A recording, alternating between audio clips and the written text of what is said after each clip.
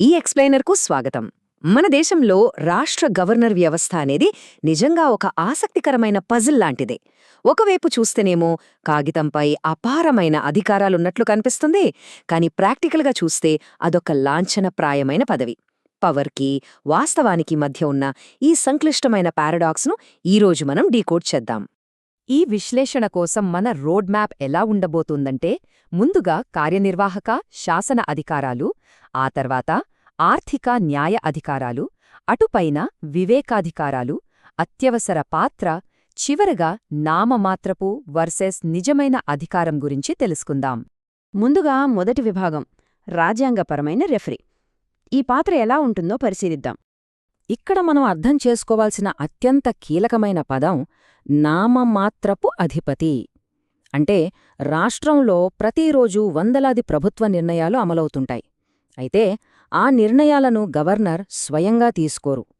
అయినప్పటికీ ప్రతి ఒక్క అధికారిక చర్య ఖచ్చితంగా గవర్నర్ పేరు మీద మాత్రమే జరుగుతుంది. ఇదొక అద్భుతమైన రాజ్యాంగ సమతుల్యత అని చెప్పచ్చు. ఇక రెండవ విభాగానికి వస్తే ఈ రోజువారీ యంత్రాంగం ఎలా నడుస్తుందో చూద్దాం. రాష్ట్రాన్ని నడిపించే ప్రభుత్వ యంత్రాంగాన్ని ఒకసారి గమనిద్దాం.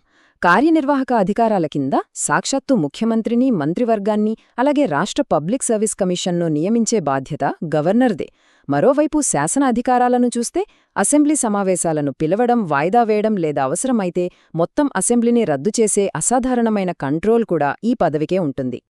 అసెంబ్లీలో ఒక బిల్లుపై ఎంత సుదీర్ఘంగా చర్చలు జరిగినా, ఏ స్థాయిలో ఆమోదం పొందినా సరే, చివరికి అది గవర్నర్ టేబుల్ దగ్గరకు వచ్చి వారి సంతకం పడితేనే చట్టంగా మారుతుంది. ఇదొక ఫైనల్ చెక్ పోస్ట్ అనమాట. ఒకవేళ ఆ బిల్లులో ఏదైనా వివాదముందనుకుంటే దాన్ని నేరుగా రాష్ట్రపతి పరిశీలన కోసం రిజర్వ్ చేసే ఫైనల్ పవర్ కూడా గవర్నర్కు ఉంటుంది.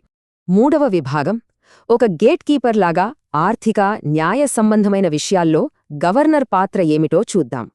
రాష్ట్ర ఆర్థిక వ్యవస్థ విషయానికొస్తే రూల్స్ చాలా స్ట్రిక్ట్గా ఉంటాయి. రాష్ట్ర బడ్జెట్ లాంటి అత్యంత కీలకమైన డాక్యుమెంట్ను అసెంబ్లీలో ప్రవేశపెట్టాలంటే దానికి ముందే గవర్నర్ పచ్చజెండా ఊపాల్సిందే. అసలు ముందస్తు అనుమతి లేకుండా రాష్ట్ర ఖజానాకు సంబంధించిన మనీ బిల్లులను ప్రవేశపెట్టడం సాధ్యమే కాదు. ఆర్థిక క్రమశిక్షణను కాపాడేందుకు ఇదొక పటిష్టమైన ఏర్పాటు. న్యాయపరమైన కోణంలో చూసినా కూడా ఈ పదవికి కొన్ని విశేషాధికారాలు ఉంటాయి. ఉదాహరణకు కొన్ని నిర్దిష్ట కేసులలో న్యాయస్థానాలు విధించిన శిక్షలను తగ్గించే లేదా పూర్తిగా క్షమాభిక్ష ప్రసాదించే పవర్ గవర్నర్కు ఉంటుంది. అంతేకాదు, రాష్ట్ర అత్యున్నత న్యాయస్థానమైన హైకోర్టు న్యాయమూర్తులను నియమించే ప్రక్రియలో కూడా వీరొక కీలక భాగస్వామి. ఇక మన నాలుగవ విభాగం సంక్షోభ సమయాల్లో ఈ అంతిమ నిర్ణయం మరియు వివేకాధికారం ఎలా పనిచేస్తాయో తెలుసుకుందాం. సాధారణంగా నామమాత్రపు పాత్ర పోషించే గవర్నర్ వ్యవస్థ ఒక్కసారిగా అత్యంత శక్తిమంతంగా మారేది ఖచ్చితంగా ఇక్కడే. అసెంబ్లీ ఎన్నికల్లో ఏ పార్టీకి స్పష్టమైన మెజారిటీ రానప్పుడు ఏర్పడే ఆ రాజకీయ అనిశ్చితిని ఒకసారి ఊహించుకుందాం. అప్పుడు ఏ నాయకుడిని ముఖ్యమంత్రిగా ఆహ్వానించాలి అనే అత్యంత కీలకమైన నిర్ణయాన్ని గవర్నర్ పూర్తిగా తమ సొంత విచక్షణతో తీసుకుంటారు. మొత్తం రాష్ట్ర రాజకీయ భవిష్యత్తు ఆ ఒక్క నిర్ణయంపైనే ఆధారపడి ఉంటుంది. మరి రాష్ట్రంలో రాజ్యాంగ యంత్రాంగం పూర్తిగా విఫలమైతే పరిస్థితేంటి? అప్పుడు జరిగేది ఇదే.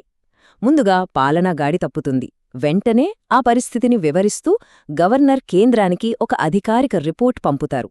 ఆ నివేదికే ఒక ట్రిగర్లా పనిచేసి కేంద్ర ప్రభుత్వం ఆ రాష్ట్రంలో ప్రత్యక్షంగా రాష్ట్రపతి పాలనను విధిస్తుంది.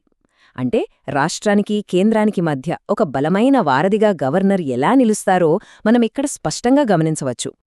ఇక మన చివరి విభాగం ఒక తుది సమతుల్యత. ఇంతకీ రాష్ట్రాన్ని నిజంగా పాలించేదెవరు?